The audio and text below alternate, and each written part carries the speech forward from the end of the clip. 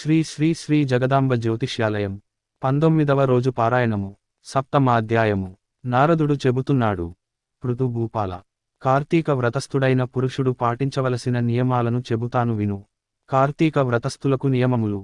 ఈ వ్రతస్థుడు మాంసము, తేనె, రేగుపండ్లు, నల్లావాలు, ఉన్మాదకాలను భుజించకూడదు. పరాన్న భుక్తి, పరద్రోహం, దేశాటనలు త్యజించాలి. తీర్థయాత్రలు మాత్రం చేయవచ్చును.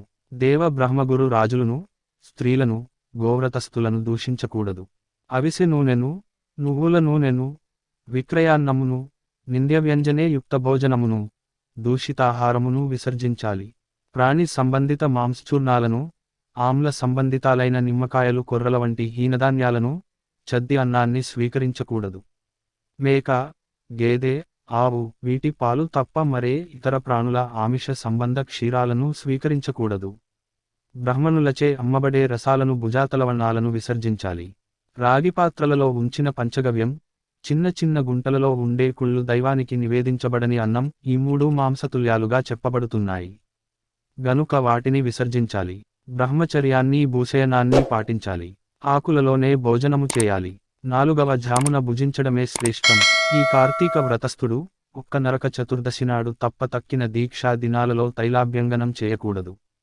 విష్ణువ్రతం చేసేవారు వంకాయ, గుమ్మడికాయ, వాకుడుకాయ, పుచ్చకాయలను విసర్జించాలి. బహిష్టలతోనూ, మ్లేచ్చులతోనూ, వ్రతభ్రష్టులతోనూ, వేదత్యక్తులతోనూ సంభాషించకూడదు. అటువంటి వారి ఎంగిలికాని, కాకులు తాకిన ఆహారాన్ని గాని, ఆ శౌచ సంబంధిత ఆహారం గాని, ఒకసారి వండి మరల ఉడికించినది గాని, మాడుపట్టిన అన్నాన్ని గాని తినకూడదు. తన శక్తి కొలది విష్ణు ప్రీతికై కృత్యాదులను చేయాలి. గుమ్మడి, వాకుడు, సురుగుడు, ముల్లంగి, మారేడు, ఉసిరిక, పుచ్చ, కొబ్బరికాయ, ఆనప, చేదుపొట్ట, రేగు, వంకాయ, ఉల్లి వీటిని పాడ్యమి ఆదిగా పరిత్యజించాలి. కార్తీక మాసంలో కూడా ఉసిరికాయను తినకూడదు. ఇవేగాక ఇంకా కొన్నింటిని కూడా వర్జించాలి. మరి కొన్నిటిని బ్రహ్మార్పణం చేసి భుజించాలి. ఈ కార్తీక మాసంలో చేసినట్లే మాఘమాసంలో కూడా చేయాలి. కార్తీక వ్రతాన్ని యథావిధిగా ఆచరించే భక్తులను చూసి యమదూతలు సింహాన్ని చూసిన ఏనుగు వలె పారిపోతారు. 100 యజ్ఞాలు చేసిన వాడు కూడా స్వర్గాన్నే పొందుతున్నాడు. కాని కార్తీక వ్రతస్థుడు మాత్రం వైకుంఠాన్ని పొందుతున్నాడు. కాబట్టి యజ్ఞయాగాదుల కన్నా కార్తీక వ్రతం గొప్పదని తెలుసుకోవాలి. ఓ రాజా, భూలోకంలో ఉన్న పుణ్యక్షేత్రాలన్నీ కూడా కార్తీక వ్రతస్థుని శరీరమందే ఉంటాయి.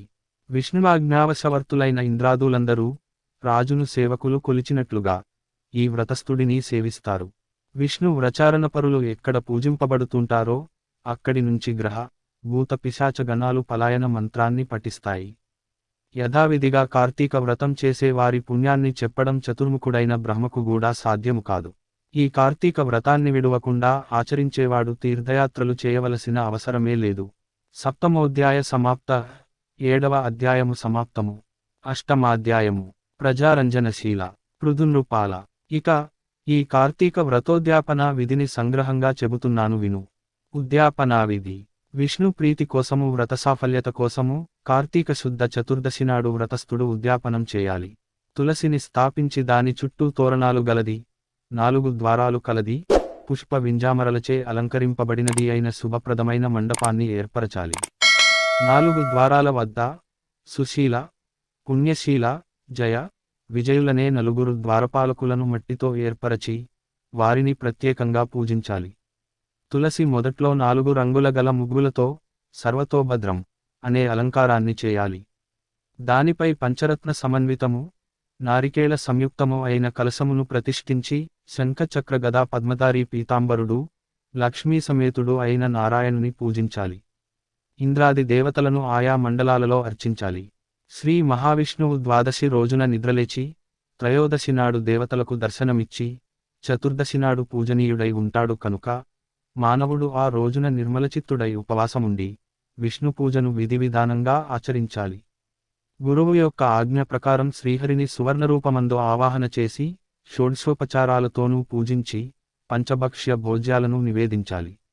గీతవాద్యాది మంగళధ్వనులతో ఆ రాత్రి నుండి సేవించుచు మరునాడు ప్రాతకాల కృత్యాలు నెరవేర్చుకుని నిత్యక్రియలను నాచరించాలి.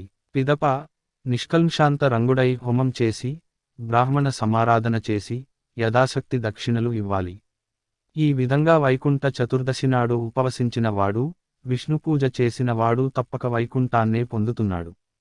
ఓ బ్రాహ్మణులారా, మీరు సంతోషించుట చేత నేను విష్ణువనుగ్రహమును పొందెదనుగాక.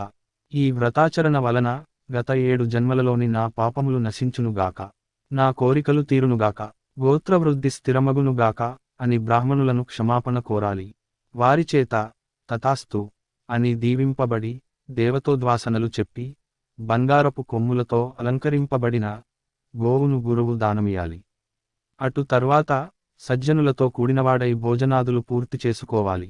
ఏవం శ్రీ పద్మ పురాణ 0 తర్గత కార్తీక మహాత్మ్య మందలి సప్తమి అష్టమి అధ్యాయములు.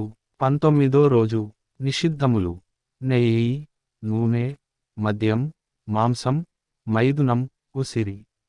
దానములు: నువ్వులు, కుడుములు. పూజించాల్సిన దైవము వినాయకుడు. జపించాల్సిన మంత్రము ఓం గం గణపతయే స్వాహ. ఫలితము విజయం, సర్వవిఘ్న నాశనం. 19వ బహుళ చవితి రోజు పారాయణము సమాప్తము. శ్రీ శ్రీ శ్రీ జగదాంబ జ్యోతిష్యాలయం. మరిన్ని వీడియోలు కోసం మా ఛానల్ని సబ్స్క్రైబ్ చేసుకోండి. మా వీడియో అలర్ట్ కోసం గంట సింబల్ని నొక్కండి. శ్రీ శ్రీ శ్రీ జగదాంబ జ్యోతిష్యాలయం. 19వ రోజు పారాయణము. సప్తమాధ్యాయము. నారదుడు చెబుతున్నాడు: పృథు భూపాల, కార్తీక వ్రతస్థుడైన పురుషుడు పాటించవలసిన నియమాలను చెబుతాను విను. కార్తీక వ్రతస్థులకు నియమములు: ఈ వ్రతస్థుడు మాంసము, తేనె, రేగుపండ్లు, నల్లావాలు, ఉన్మాదకాలను భుజించకూడదు. పరాన్న భుక్తి, పరద్రోహం, దేశాటనలు త్యజించాలి. తీర్థయాత్రలు మాత్రం చేయవచ్చును. దేవ బ్రహ్మగురు రాజులను, స్త్రీలను, గోవ్రతస్థులను దూషించకూడదు. అవిసె నూనెను, నువ్వుల నూనెను, విక్రయాన్నమును, నింద్యవ్యంజనే యుక్త భోజనమును, దూషితాహారమును విసర్జించాలి. ప్రాణి సంబంధిత మాంసచూర్ణాలను, ఆమ్ల సంబంధితాలైన నిమ్మకాయలు, కొర్రల వంటి హీనధాన్యాలను, చద్ది అన్నాన్ని స్వీకరించకూడదు.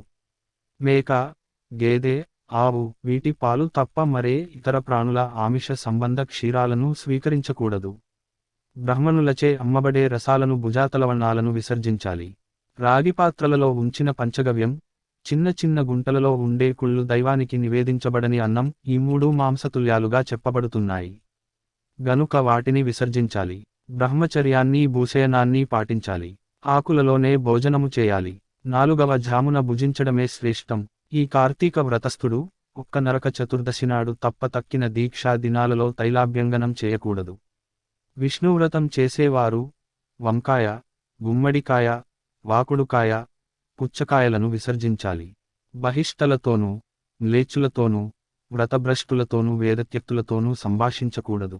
అటువంటి వారి ఎంగిలికాని, కాకులు తాకిన ఆహారాన్ని గాని, ఆ శౌచ్ సంబంధిత ఆహారం గాని, ఒకసారి వండి మరల ఉడికించినది గాని, మాడుపట్టిన అన్నాన్ని గాని తినకూడదు. తన శక్తి కొలది విష్ణు ప్రీతికై కృత్యాదులను చేయాలి. గుమ్మడి, వాకుడు, సురుగుడు, ముల్లంగి, మారేడు, ఉసిరిక, పుచ్చ, కొబ్బరికాయ, ఆనప, చేదుపొట్ట, రేగు, వంకాయ, ఉల్లి వీటిని పాడ్యమి ఆదిగా పరిత్యజించాలి. కార్తీక మాసంలో కూడా ఉసిరికాయను తినకూడదు. ఇవేగాక ఇంకా కొన్నింటిని కూడా వర్జించాలి. మరి కొన్నిటిని బ్రహ్మార్పణం చేసి భుజించాలి. ఈ కార్తీక మాసంలో చేసినట్లే మాఘమాసంలో కూడా చేయాలి. కార్తీక వ్రతాన్ని యథావిధిగా ఆచరించే భక్తులను చూసి యమదూతలు సింహాన్ని చూసిన ఏనుగు వలె పారిపోతారు. 100 యజ్ఞాలు చేసిన వాడు కూడా స్వర్గాన్నే పొందుతున్నాడు. కాని కార్తీక వ్రతస్థుడు మాత్రం వైకుంఠాన్ని పొందుతున్నాడు.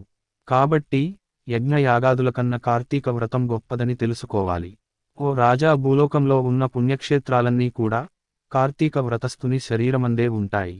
విష్ణువాజ్ఞావశవర్తులైన ఇంద్రాదులందరూ రాజును సేవకులు కొలిచినట్లుగా ఈ వ్రతస్థుడిని సేవిస్తారు. విష్ణు వ్రచారణపరులు ఎక్కడ పూజింపబడుతుంటారో అక్కడి నుంచి గ్రహ, భూత, పిశాచ గణాలు పలాయన మంత్రాన్ని పఠిస్తాయి. యథావిధిగా కార్తీక వ్రతం చేసే వారి పుణ్యాన్ని చెప్పడం చతుర్ముఖుడైన బ్రహ్మకు కూడా సాధ్యము కాదు. ఈ కార్తీక వ్రతాన్ని విడువకుండా ఆచరించేవాడు తీర్థయాత్రలు చేయవలసిన అవసరమే లేదు. సప్తమోధ్యాయ సమాప్త. 7వ అధ్యాయము సమాప్తము. అష్టమాధ్యాయము. ప్రజారంజనశీల. పృథునృపాల. ఇక ఈ కార్తీక వ్రతోద్యాపనా విధిని సంగ్రహంగా చెబుతున్నాను విను. ఉద్యాపనా విధి. విష్ణు ప్రీతి కోసము వ్రత సాఫల్యత కోసము కార్తీక శుద్ధ చతుర్దశి నాడు వ్రతస్థుడు ఉద్యాపనం చేయాలి. తులసిని స్థాపించి దాని చుట్టూ తోరణాలు గలది, 4 ద్వారాలు కలది, పుష్ప వింజామరలచే అలంకరింపబడినది అయిన శుభప్రదమైన మండపాన్ని ఏర్పరచాలి. 4 ద్వారాల వద్ద సుశీల, పుణ్యశీల, జయ, విజయులనే 4 ద్వారపాలకులను మట్టితో ఏర్పరచి వారిని ప్రత్యేకంగా పూజించాలి. తులసి మొదట్లో 4 రంగుల గల ముగ్గులతో సర్వతోభద్రం అనే అలంకారాన్ని చేయాలి. దానిపై పంచరత్న సమన్వితము, నారికేళ సంయుక్తము అయిన కలశమును ప్రతిష్ఠించి శంఖచక్ర గదా పద్మధారి పీతాంబరుడు, లక్ష్మీ సమేతుడు అయిన నారాయణుని పూజించాలి. ఇంద్రాది దేవతలను ఆయా మండలాలలో అర్చించాలి. శ్రీ మహావిష్ణువు ద్వాదశి రోజున నిద్రలేచి త్రయోదశి నాడు దేవతలకు దర్శనమిచ్చి చతుర్దశి నాడు పూజనీయుడై ఉంటాడు కనుక మానవుడు ఆ రోజున నిర్మలచిత్తుడై ఉపవాసముండి విష్ణు పూజను విధివిధానంగా ఆచరించాలి. గురువు యొక్క ఆజ్ఞ ప్రకారం శ్రీహరిని సువర్ణరూపమందు ఆవాహన చేసి షోడశోపచారాలతోనూ పూజించి పంచభక్ష్య భోజ్యాలను నివేదించాలి. గీతవాద్యాది మంగళధ్వనులతో ఆ రాత్రి నుండి సేవించుచు మరునాడు ప్రాతకాల కృత్యాలు నెరవేర్చుకుని నిత్యక్రియలను ఆచరించాలి. పిదప నిష్కల్మషాంత రంగుడై హోమం చేసి బ్రాహ్మణ సమారాధన చేసి యథాశక్తి దక్షిణలు ఇవ్వాలి.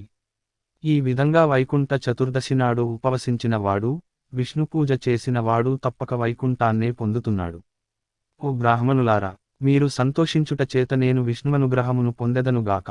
ఈ వ్రతాచరణ వలన గత 7 జన్మలలోని నా పాపములు నశించునుగాక, నా కోరికలు తీరునుగాక, గోత్రవృద్ధి స్థిరమగునుగాక అని బ్రాహ్మణులను క్షమాపణ కోరాలి. వారిచేత తథాస్తు అని దీవింపబడి దేవతోద్వాసనలు చెప్పి బంగారపు కొమ్ములతో అలంకరింపబడిన గోవును గురువు దానమియాలి. అటు తర్వాత సజ్జనులతో కూడినవాడై భోజనాదులు పూర్తి చేసుకోవాలి. ఏవం శ్రీ పద్మపురాణ 0 తర్గత కార్తీక మహాత్మ్య మండలి సప్తమి, అష్టమి అధ్యాయములు. 19వ రోజు. నిషిద్ధములు: నెయ్యి, నూనె, మద్యం, మాంసం, మైథునం, ఉసిరి. దానములు: నువ్వులు, కుడుములు. పూజించాల్సిన దైవము వినాయకుడు. జపించాల్సిన మంత్రము ఓం గం గణపతయే స్వాహ. ఫలితము విజయం, సర్వవిఘ్న నాశనం. 19వ బహుళ చవితి రోజు పారాయణము సమాప్తము. శ్రీ శ్రీ శ్రీ జగదాంబ జ్యోతిష్యాలయం. మరిన్ని వీడియోలు కోసం మా ఛానల్ని సబ్స్క్రైబ్ చేసుకోండి. మా వీడియో అలర్ట్ కోసం గంట సింబల్ని నొక్కండి.